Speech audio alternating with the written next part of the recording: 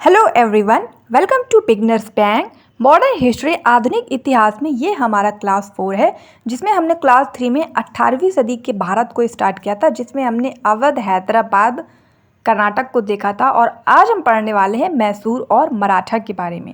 English और हिंदी दोनों ही points को हमने यहाँ पर इंक्लूड किया है, तो बस आप पूरा का पूरा क्लास देखिए और वीडियो को एंजॉय कीजिए, अच्छे से पढ़िए। तो चलिए शुरू करते हैं। तो जो लास्ट टाइम हमारी क्लास 3 हुई थी मॉडर्न हिस्ट्री में, उसमें हमने 18वीं सदी का भारत स्टार्ट किया था, 18th सेंचुरी इंडिया, और जिसमें हम एक एक करके सारे स्टेट, सारे राज्यों को कवर कर रहे थे। और उसी कड़ी में हमने हैदराबाद को, कर्नाटक को और अवध को कवर कर लिया था। और मैंने आपको उसी थर्ड क्लास में बताया था कि नेक्स्ट क्लास में हम मैसूर, मराठा और बंगाल को पढ़ेंगे। तो आज की क्लास में हम सबसे पहले मैसूर देखेंगे, इसके बाद मराठा देखेंगे। तो चलिए शुरू करते हैं। सबसे पहले जब मैसूर राज्य की शुरुआत होती है, तो मैसूर राज्य की शुरुआत होती कैसे? मैसूर राज्य की शुरुआत होने के लिए 18वीं सदी के भारत के दौरान एक राज्य होता है बहमनी राज्य। उस राज्य का विघटन हो जाता है। विघटन यानी जो बहमनी राज्य है, बहमनी जो स्टेट है, वो कई पार्ट्स में टूट जाता है। और ये पार्ट्स के नाम कभी कभी एग्जाम में पूछे जाते हैं, तो आपको ध्यान रखना है कि बहमनी राज्य के विघटन के समय कौन कौन से राज्य बने, कौन कौन से स्टेट बने। अहमदनगर, मैंने इंग्लिश हिंदी दोनों में लिखे हैं, आप पढ़ सकते हैं। बीदर, बरार, बीजापुर, गोलकुंडा। तो जब बहमनी राज्य का विघटन हो गया, यानी बहमनी स्टेट कई पार्ट्स में टूट गया, तो ये 5 राज्य निकल करके आए। आपको नाम ध्यान रखना है, अहमदनगर, बीदर, बरार, बीजापुर और गोलकुंडा। तो इसी बहमनी राज्य से जो बीजापुर निकल के आया है, इस बीजापुर और गोलकुंडा का बहुत ही ज़्यादा महत्व है। और इन्हीं से बाद में एक राज्य बना, जिस राज्य का नाम है विजयनगर साम्राज्य।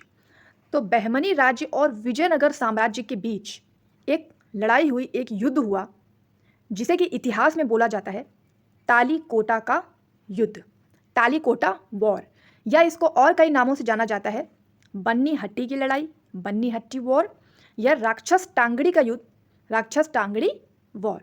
तो ये बहमनी स्टेट और विजयनगर स्टेट के बीच लास्ट वॉर हुआ 1565 में, 1565 में। तो इस युद्ध के नाम आपको अच्छे से ध्यान रखने हैं। ये एक ही युद्ध है जिसे अलग अलग नामों से जाना जाता है, और एग्जाम में इससे रिलेटेड क्वेश्चन पूछा जा चुका है। अब हम आगे बढ़ते हैं। तो जब हम आगे बढ़ेंगे तो हम देखेंगे कि जब बहमनी राज्य और विजयनगर राज्य के बीच युद्ध हुआ, वॉर हुई, तो उसमें विजयनगर साम्राज्य का अंत हो जाता है, एंड ऑफ विजयनगर। और इसी विजयनगर साम्राज्य के एंड होने से मैसूर राज्य का उद्भव होता है, ओरिजिन ऑफ मैसूर स्टेट। तो हम मैसूर राज्य पढ़ रहे थे, तो आप समझ पाए कि मैसूर राज्य कहाँ से आया। मैसूर राज्य आया पहले बहमनी राज्य से, कई पार्ट्स में राज्य टूटे, उन 2 राज्यों के मिलाकर एक राज्य बना, जिस राज्य का नाम है विजयनगर। और विजयनगर और बहमनी राज्य के बीच जब युद्ध हुआ, लड़ाई हुई, तो उसमें विजयनगर साम्राज्य का अंत हो गया। और विजयनगर साम्राज्य के अंत के बाद ही उदय हुआ, ओरिजिन हुआ मैसूर राज्य का, मैसूर स्टेट का। तो जब मैसूर राज्य का उद्भव हुआ, तो मैसूर राज्य में सबसे पहले जो वंश आया, उस वंश का नाम है वडियार वंश, वडियार वंश। और इस वडियार वंश के जो अंतिम शासक हुए हैं, यानी लास्ट रूलर हुए हैं, उनका नाम है चिक्का कृष्ण राज, चिक्का कृष्ण राज। लेकिन जो ये लास्ट रूलर थे, अंतिम शासक थे वडियार वंश के, ये एक अयोग्य व्यक्ति थे, यानी ये शासन काल को अच्छे से चला नहीं पा रहे थे, ये इतने ज़्यादा सक्षम नहीं थे स्टेट को चलाने के लिए। तो जब कोई व्यक्ति सक्षम नहीं होता है, तो जाहिर सी बात है कि वो गद्दी पे बैठा तो होता है, लेकिन उसका राज्य दूसरे लोग चला रहे होते हैं। जैसे कि आप पॉलिटी में देखते हैं कि जो प्रेसिडेंट है, राष्ट्रपति, वो पद पर बैठे हैं, लेकिन जो कार्यभार है वो प्राइम मिनिस्टर मोदी देखते हैं। तो वो पॉलिटी की बात है, वहाँ तो एक रूल है, एक नियम है कि ऐसा होता है। बट यहाँ ऐसा क्या था कि जब कोई व्यक्ति गद्दी पर बैठा है, लेकिन वो उस काम को अच्छे से कर नहीं पा रहा, वो अयोग्य है राज्य को चलाने के लिए, तो ऐसे में जो शासन है, जो सत्ता है, वो किसी और के हाथ में आएगी। तो सत्ता आई 2 मंत्रियों के हाथों में। उन मंत्रियों में नाम है, पहले का नाम है नजराज और दूसरे का नाम है देवराज। तो ये नाम आपको थोड़े ध्यान रखने हैं। और नजराज के कार्यकाल के दौरान एक व्यक्ति था उनके शासन में, जो पहले सिपाही था, यानी पहले वो सिपाही के पद पे था, लेकिन सिपाही के पद से बढ़ करके वो बाद में मंत्री के पद पे आ गया। यानी जैसे कि आप जब एग्जाम देते हैं तो आप क्लर्क बनते हैं, बट क्लर्क के बाद धीमे धीमे पोस्ट होकर आप ऑफिसर स्केल पर आते हैं। उसी प्रकार सिपाही से प्रमोट होते होते जब वो मंत्री के स्टेट में आया तो उस व्यक्ति का नाम है हैदर अली। ये व्यक्ति नजराज का मंत्री बना, सिपाही से मंत्री तक इसने सफर तय किया और ये अंत में जाकर के मिनिस्टर बना। और ये बहुत ही चालाक व्यक्ति था, ये सारा कुछ जानता था। किसी के शासन काल में अगर कोई व्यक्ति काम कर रहा है तो उस राज्य के बारे में तो उसे सब कुछ पता ही होगा। तो हैदर अली सब कुछ जानता था कि जो चिक्का कृष्ण राज हैं, जो कि वडियार वंश को चला रहे हैं, मैसूर राज्य को चला रहे हैं, वो ढंग से तो चला नहीं पाते, तो सारा कुछ काम धाम देखता कौन है? वो है ये नजराज और देवराज। तो इन्हें किसी भी तरीके से हरा दिया जाए और जो ये राज्य है ये ले लिया जाए। ये योजना थी हैदर अली की।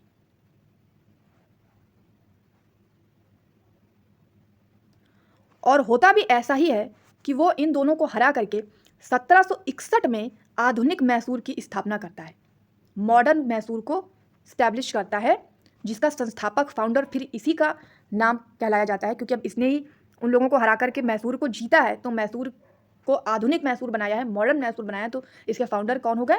हैदर अली, जिनका कार्यकाल रहा 1761 से 1782, 1761 से 1782। यहाँ पर आप ध्यान दीजिएगा कि उस समय जब ये मैसूर राज्य था, उस समय कौन कौन से स्टेट भारत में एग्जिस्टेंस करते थे? एक तो यहाँ पर ब्रिटिश था, दूसरा यहाँ अपर के साइड हैदराबाद था, यहाँ पर मराठा थे और यहाँ पर मैसूर थे। और आपस में इन लोगों की अच्छी कोई बनती नहीं थी। ब्रिटिश तो जानते हैं आप कि वो तो चाहते थे कि सभी को हरा करके हम लोग शासन करें, बट जो ये मराठा, मैसूर और हैदराबाद थे, इनकी भी आपस में बनती नहीं थी। और इसी का कारण हुआ कि अंत में भारत ब्रिटिश के हाथ में आ गया। खैर वो आगे बात आएगी। अभी हम देखते हैं कि आधुनिक मैसूर की स्थापना की हैदर अली ने। लेकिन जो ब्रिटिशर्स थे वो तो नहीं चाहते थे कि कोई भी राज्य किसी और के हाथ में आए। तो ऐसे में ब्रिटिशर्स यानी आंग्ल मैसूर युद्ध हुआ, एंग्लो मैसूर वार। एंग्लो का मतलब है अंग्रेजों और मैसूर का मतलब है मैसूर वासियों के बीच में एक लड़ाई हुई। और यह लड़ाई 4 बार हुई, यानी एक ही लड़ाई 4 चरणों में हुई। 4 लड़ाइयाँ कही जाती हैं इसे इसीलिए, क्योंकि लड़ाई का नाम तो एक ही था, एंग्लो मैसूर वॉर, लेकिन ये 4 बार हुई।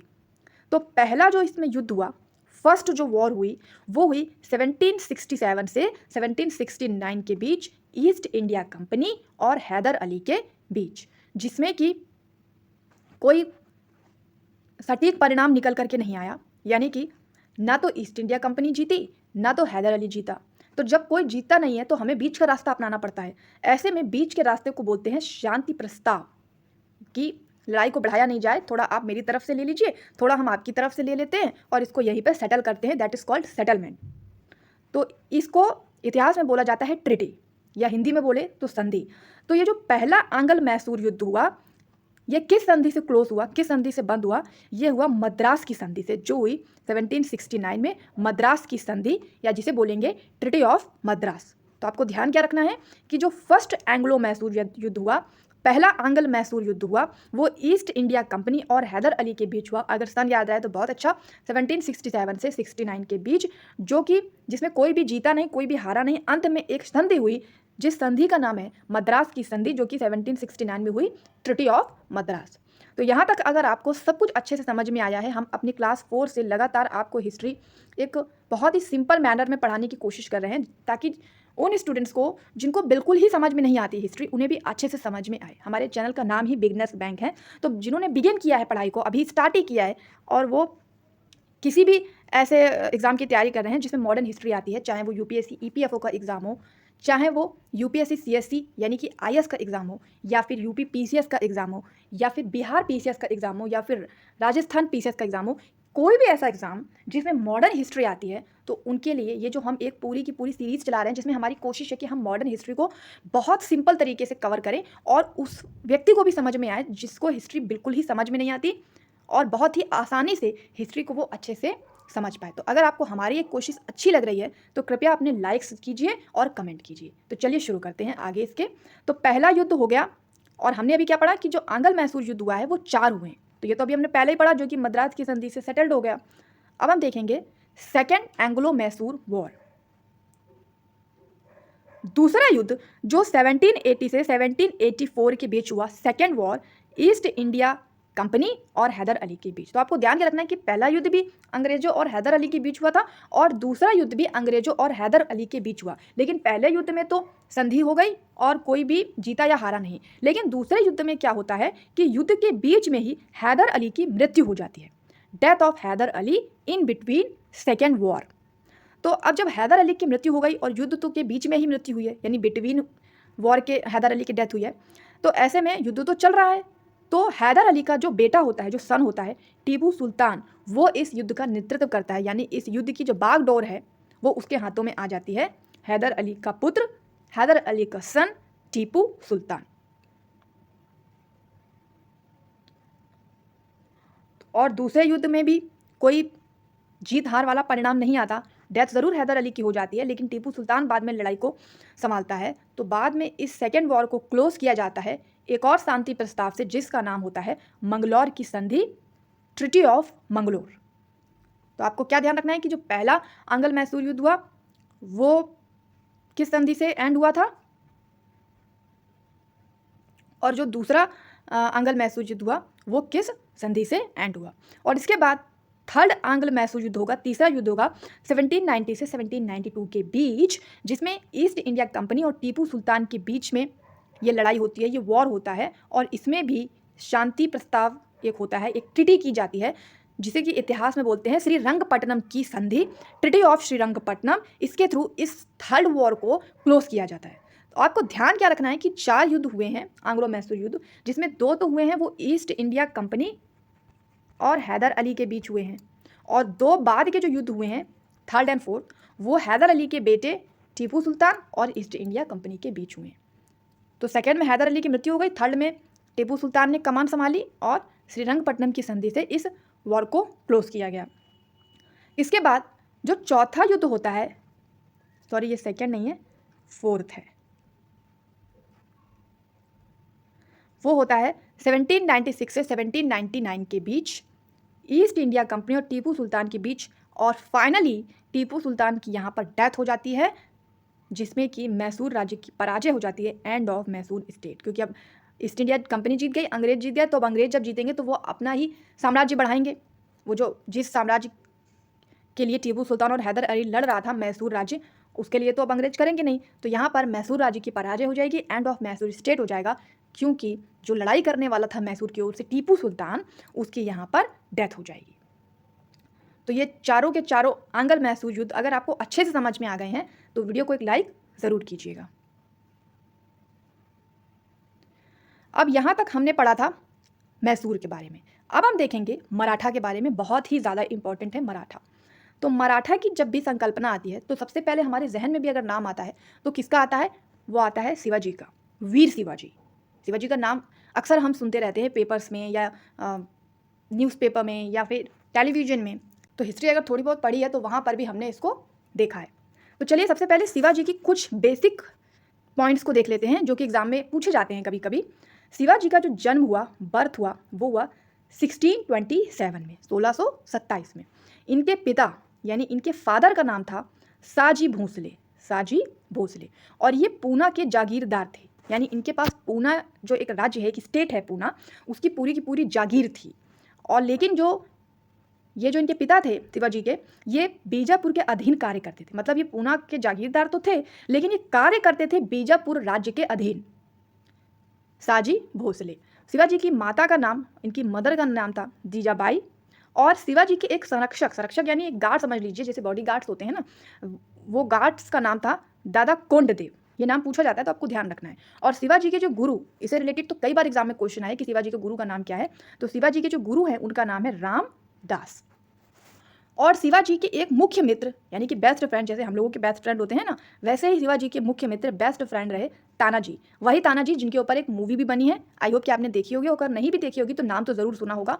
और लास्टली शिवाजी की मृत्यु होती है, डेथ होती है 1680 में, 1680 में। तो ये कुछ बेसिक इंपॉर्टेंट पॉइंट्स थे, एग्जाम के प्रोस्पेक्टिव थे, सारा कुछ फैक्चुअल था, तो कहीं यहाँ पे कुछ कहानी तो बतानी थी नहीं। अब उनका जन्म हुआ, उनके पिता, उनकी माता, उनके गार्ड, उनके गुरु, उनके फ्रेंड और उनकी डेथ, बस ये पॉइंट्स हैं जो आपको ध्यान रखने, नेम है आपको ध्यान रखने। अब यहाँ पर जो ध्यान देना है वो है ये डायग्राम। जिस समय मराठा राज्य अस्तित्व में आ रहा था, एग्जिस्टेंस में आ रहा था, उस समय पर एक त्रिकोण लड़ाई का सिनेरियो बन रहा था, यानी कि ट्रायंगल वॉर का सिनेरियो बन रहा था, जिसमें एक थे मुगल, एक थे मराठा और एक थे बीजापुर गोलकुंडा राज्य। ये तीनों आपस में लड़ रहे थे, लड़ाई कर रहे थे। मुगल मराठा से लड़ाई कर रहे थे, मराठा बीजापुर गोलकुंडा से लड़ाई कर रहे थे, बीजापुर गोलकुंडा मुगल से लड़ाई कर रहे थे, मराठा बीजापुर गोलकुंडा और मुगल दोनों से लड़ाई कर रहे थे। तो इस तरह ये ट्रायंगल लड़ाई चल रही थी। तो इससे रिलेटेड क्या होता है आगे, चलिए देखते हैं। जो शिवाजी थे ना, वो बहुत ही ज़्यादा महत्वाकांक्षी व्यक्ति थे। मतलब वो नहीं चाहते थे कि जो उनके पिता हैं वो किसी भी राज्य के अधीन कार्य करें। जैसा कि अभी हमने देखा कि वो एक राज्य बीजापुर, उसके अधीन राज्य, उस बीजापुर राज्य के अधीन कार्य करते हैं, यानी उस राज्य के लिए काम करते हैं। लेकिन शिवाजी एक महत्वाकांक्षी व्यक्ति थे, और महत्वाकांक्षी व्यक्ति ये सोचता है कि हम किसी के अंडर काम नहीं करेंगे, हमारा खुद का राज्य होना चाहिए। तो इसी सीरीज़ में, इसी श्रृंखला में उन्होंने कुछ चीज़ें की, कुछ चीज़ों को जीतने का प्रयास किया, लड़ाइयाँ की, जिसके थ्रू उन कई चीज़ों को जीता, जिसका क्रम आपको पता होना चाहिए और नाम पता होना चाहिए कि शिवाजी ने 1643 यानी 1643 में सिंहगढ़ का किला जीता। 1646 में तोरण का किला जीता, तोरण फोर्ट। 1648 में पुरंदर का किला जीता, और 1656 में जावली का किला जीता। ये सारे नाम मैंने हिंदी इंग्लिश दोनों में लिखे हैं। आई होप कि आप इन्हें अच्छे से पढ़ पा रहे हैं और समझ पा रहे हैं। तो ये कुछ चीज़ें जीती और स्टार्ट किया शिवाजी ने अपने साम्राज्य को बढ़ाना, अपना साम्राज्य का विस्तार करना और खुद का एक राज्य बनाना, खुद का एक स्टेट बनाना। यहाँ से इन्होंने स्टार्ट किया है। फिर बाद में क्या होता है कि 1659 में शिवाजी और बीजापुर के बीच एक लड़ाई होती है, युद्ध होता है। और बीजापुर जो है वो किसके पास था, वो था आदिल शाही वंश के पास, आदिल शाही वंश। तो आदिल शाही वंश क्या करते हैं, वो लोग करते हैं कि वो अफजल खां को अपॉइंट करते हैं, अफजल खां को कहते हैं कि तुम जाओ और शिवाजी को हरा दो, उन्हें परास्त करो, यानी कि उन्हें लड़ाई से क्लोज कर दो ताकि वो अपना आगे करके साम्राज्य ना बढ़ा पाए। और अफजल खां एक बहुत ही सक्षम व्यक्ति था, बहुत ज़्यादा मजबूत व्यक्ति था। वो शरीर से भी, फिजिकली भी बहुत ज़्यादा स्ट्रांग था, और माइंड से भी यानी मेंटली भी वो बहुत ज़्यादा स्ट्रांग था। तो वो करता क्या है कि वो शिवाजी के दरबार में अपना एक दूत भेजता है। अफजल खां शिवाजी के दरबार में अपना एक दूत भेजता है, जिस दूत का नाम होता है कृष्णराव भास्कर, कृष्णराव भास्कर। और यह शिवाजी के दरबार में जाके बताता है कि आदिल शाही वंश के अफजल खां ने हमें भेजा है और आपको लड़ाई के लिए हम चुनौती दे रहे हैं, आप आइए सामने। तो शिवाजी ये पूछते हैं कि क्या ये औपचारिक लड़ाई है या आप हमको चैलेंज कर रहे हैं। एक तरह से होता है ना कि आप ऐसे ही बस कर रहे हैं या हमको धमकी दे रहे हैं कि हम आपसे लड़ें। तो कृष्णराव भास्कर जो होते हैं, जो दूत होते हैं, वो ये कह देते हैं कि आप इसको चैलेंज ही समझिए। यानी एक तरीके से वो प्रस्तुत कर देते हैं शिवाजी के सामने कि हम आपको मारना ही चाहते हैं और मार करके आपको हटा देना चाहते हैं और अपने राज्य का साम्राज्य बढ़ाना चाहते हैं। तो शिवाजी सारी बात यहाँ पर समझ जाता है। तो होता क्या है कि शिवाजी तैयार तो हो जाता है इनसे मिलने के लिए। किससे मिलने के लिए? अफजल खां से मिलने के लिए, कि पहले औपचारिक मिलेंगे, अगर बात आगे लड़ाई तक पहुँचेगी तो लड़ाई की जाएगी। तो जब ये मिलने चाहते हैं, लेकिन कृष्णराव भास्कर की बात से वो समझ तो चुके ही होते हैं कि ये ज़रूर कुछ ना कुछ षड्यंत्र करने वाले हैं अफजल खां जो हैं। तो वो क्या करते हैं कि वो सब कुछ अच्छे से पहन करके जाते हैं। आपने अगर हिस्टोरिकल मूवीज़ देखी हैं, यानी कि ऐतिहासिक फिल्म देखी है, तो उसमें आपने देखा होगा कि जब ये युद्ध करने जाते हैं तो वो लोहे का ऐसे बदन पर पहन लेते हैं, सर पे ऐसे लोहे का पहन लेते हैं, हाथों में, पैरों में, सब जगह ऐसे लोहे की वस्त्र पहन लेते हैं, लोहे के क्लोथ्स पहन लेते हैं, आयरन क्लोथ्स पहन लेते हैं, जिससे कि जो वार हो वो उनके ऊपर उसका प्रहार लगे ना, क्योंकि सब उस समय तो तलवार वगैरह की लड़ाइयाँ होती थी ना, इसलिए। तो जब, और अफजल खां एक बहुत ही स्ट्रांग, मैंने बताया आपको, एक हट्टा-कट्टा आदमी होता है। तो जब ये मिलने जाते हैं तो अफजल खां और शिवाजी जब गले लगते हैं तो अफजल खां अपनी कोशिश करता है कि पीछे से इन पे वार करे, और जब जैसे ही अफजल खां पहला वार करता है तो शिवाजी तो सब कुछ पहन करके गए हैं, वो जानते हैं, तो वो फिर वार कर देते हैं अपनी कटार से, और वहीं पर अफजल खान की मृत्यु हो जाती है, डेथ हो जाती है अफजल खान की, और फाइनली शिवाजी जो हैं वो जीत जाते हैं। आई होप कि ये जो शिवाजी और बीजापुर के बीच जो कंप्लीट लड़ाई है ये आप अच्छे से समझ गए हैं। अब इसके बाद क्या होता है कि 1664 में सूरत पर हमला होता है। हमने क्लास फर्स्ट में ही आपको बताया था कि सूरत एक बहुत ही इंपॉर्टेंट राज्य है, बहुत ज़्यादा इंपॉर्टेंट राज्य है, ब्रिटिशर्स के भी प्रोस्पेक्टिव से और मुगलों के भी प्रोस्पेक्टिव से। तो उस समय जो सूरत होता है वो मुगलों के अधिकार में होता है, और इस सूरत पर हमला किसने किया होता है मराठा ने, यानी शिवाजी ने। तो जब ये हमला किया होता है तो उस समय वहाँ पर जो सूरत पर जो व्यक्ति विराजमान होता है, शासन कर रहा होता है, उसका नाम होता है औरंगजेब। तो औरंगजेब के सूरत पे हमला किया है तो अच्छा तो नहीं लगेगा। तो वो फिर कोशिश तो ये करता है जीतने की, लेकिन शिवाजी बहुत ही ज़्यादा वीर व्यक्ति थे, बहुत ही स्ट्रॉन्ग व्यक्ति थे, तो उन्हें हरा नहीं पाता। ऐसे में 1665 में एक मोस्ट फेमस संधि होती है जिसको कई बार एग्जाम में पूछा गया है, जिस संधि का नाम है पुरंदर की संधि, ट्रिटी ऑफ पुरंदर। और ये संधि होती किसके बीच है? मुगल के बीच और मराठा के बीच। लेकिन मुगल की ओर से इस संधि को करता कौन है? मुगल की ओर से इस संधि को करता है जयसिंह, और मराठा की ओर से इस संधि को करते हैं शिवाजी। जयसिंह को किसने भेजा होता है इस संधि को करने के लिए? जयसिंह को भेजा होता है इस संधि को करने के लिए औरंगजेब ने। तो ये सारा कुछ आई होप कि आप अच्छे से समझ गए हैं। और फिर अब यहाँ पर तो औरंगजेब हार जाता है, तो अब कोई व्यक्ति हार जाएगा तो उसे बहुत बुरा लगेगा, और ये भी आएगा कि चलिए अब इसे बदला लेते हैं। तो वो एक चाल चलता है और शिवाजी को 1664 में, यानी पुरंदर की संधि से पहले ही, वो बुलाता है अपने दरबार में। क्योंकि ऑलमोस्ट जब हमला हो गया है तो हमला होने के बाद उसको बुरा तो लगा, ये संधि तो बाद में हुई, बट हमला होने के बाद वो शिवाजी को अपने दरबार में बुलाता है। और जब वो दरबार में बुलाता है तो वहाँ पर शिवाजी का अपमान करता है। अपमान जब दरबार के बीच में करता है औरंगजेब, तो शिवाजी को बहुत गुस्सा आता है और वो अपनी तलवार निकाल लेते हैं। तो जब तलवार निकालते हैं, लेकिन दरबार तो औरंगजेब का है, तो वहाँ पर शिवाजी जीत नहीं पाते और शिवाजी को कैद कर लिया जाता है, यानी उन्हें जेल में बंद कर दिया जाता है, उन्हें नज़रबंद कर दिया जाता है औरंगजेब के दरबार में। और वो कहाँ पर किया जाता है? वो किया जाता है आगरा के अंदर। लेकिन अंत में क्या होता है कि कुछ समय बाद शिवाजी कुछ चाल चलते हैं और वहाँ जेल से निकल जाते हैं। और जेल से निकल करके जब वो सोचते हैं कि हम हमला तो कर रहे हैं, नए नए राज्य को अपने राज्य में मिलाने की कोशिश कर रहे हैं, लेकिन हमको कंप्लीट तौर पर अगर अपने आप को प्रेजेंट करना है तो हमें अपना एक बड़ा राज्य बनाना पड़ेगा। तो आप आगे के क्लासेस में देखेंगे कि अब जाकर शिवाजी एक अपना नया राज्य बना लेंगे, एक नया स्टेट बना लेंगे। तो वहाँ से हम कहानी को अपनी स्टार्ट करेंगे। तो अगर आपको हिस्ट्री के जो मैंने अभी तक 4 क्लासेस ली हैं, अगर सारी की सारी क्लासेस आपको अच्छे समझ में आई हो, सारी इंटरलिंक्ड हैं, यानी अगर आप बीच से कहीं से भी देख रहे हैं ना तो शायद आपको समझ में ना आए, लेकिन अगर आपने स्टार्टिंग से क्लासेस सारी देखी है तो आपको कंप्लीट समझ में आएगा। तो एक बार सारी स्टार्टिंग से क्लासेस ज़रूर देख लें। और इसकी जो PDF है वो बिल्कुल फ्री ऑफ कॉस्ट है हमारे टेलीग्राम चैनल पर। तो आपको 2 घंटे के बाद ये जो PDF है ये फ्री ऑफ कॉस्ट टेलीग्राम पर मिल जाएगी। तो वहाँ पर जाके आप देख सकते हैं। पिछली जो 3 क्लासेस हुई हैं उसकी PDF भी वहाँ पर आपको मिल जाएगी। तो मैंने आपको बताया कि जो हिस्ट्री की जो हम क्लासेस ले रहे हैं इसकी तो PDF बिल्कुल फ्री ऑफ कॉस्ट है, वो हमारे टेलीग्राम पे आपको मिल जाएंगी सारी की सारी PDF जितनी हमारी क्लासेस हुई हैं। अकाउंट्स की भी जितनी भी क्लासेस हमारे चैनल पर हुई हैं सारी फ्री PDF आपको हमारे टेलीग्राम पे मिल जाएंगी। केवल वही PDF आपको हमारे चैनल पर नहीं मिलेंगी जो हमने पैकेज में रखी हैं। तो EO का PDF का हमने ये कंप्लीट पैकेज बनाया है, जिसमें इंडस्ट्रियल रिलेशन की 11 PDF मिलेंगी आपको, सोशल सिक्योरिटी लॉस की 7 PDF मिलेंगी, सोशल सिक्योरिटी स्कीम्स की 6 PDF आपको मिलेंगी। और उसी प्रकार 499 में हमने APFC का ये कंप्लीट पैकेज बनाया है PDF का, जिसमें ये इतने टॉपिक से रिलेटेड कंप्लीट PDF आपको मिल जाएंगी। इसके आगे क्लासेस भी आएंगे आप हमारे चैनल पर, तो आप लगातार बने रहिए, जिसमें बहुत ज़्यादा कल्चर, हेरिटेज और इंश्योरेंस को भी स्टार्ट करने वाले हैं, क्योंकि APFC के लिए ये बहुत ज़्यादा इंपॉर्टेंट टॉपिक्स हैं। तो वीडियो के थ्रू अगर आप केवल पढ़ना चाहते हैं तो ये तो आपके लिए बिल्कुल फ्री ऑफ कॉस्ट है। आप बस चैनल को सब्सक्राइब कर लीजिए, आपको सारे वीडियोज़ के नोटिफिकेशन टाइम टू टाइम मिलते रहेंगे। लेकिन अगर आप PDF परचेस करना चाहते हैं इस पैकेजेस की, तो आप अगर EO के लिए लेना चाहते हैं तो आप इसको प्रेफर कीजिए 399 में, और APFC के लिए लेना चाहते हैं तो इसको प्रेफर कीजिए 499 में। इसकी आपको कैसे हमसे संपर्क करना है ये सारी डिटेल आपको डिस्क्रिप्शन में मिल जाएगी। वहाँ आपको हमारा ईमेल ID, हमारा WhatsApp नंबर, हमारा टेलीग्राम का लिंक सब कुछ मिल जाएगा। तो एक बार डिस्क्रिप्शन को ज़रूर चेक कर लीजिए। और अगर आपको वीडियो अच्छे लग रहे हैं, पसंद आ रहे हैं, सब कुछ समझ में आ रहा है, तो वीडियो को लाइक कीजिए, शेयर कीजिए, चैनल पर नए हैं तो सब्सक्राइब कीजिए। मिलते हैं नेक्स्ट वीडियो में। Thank you.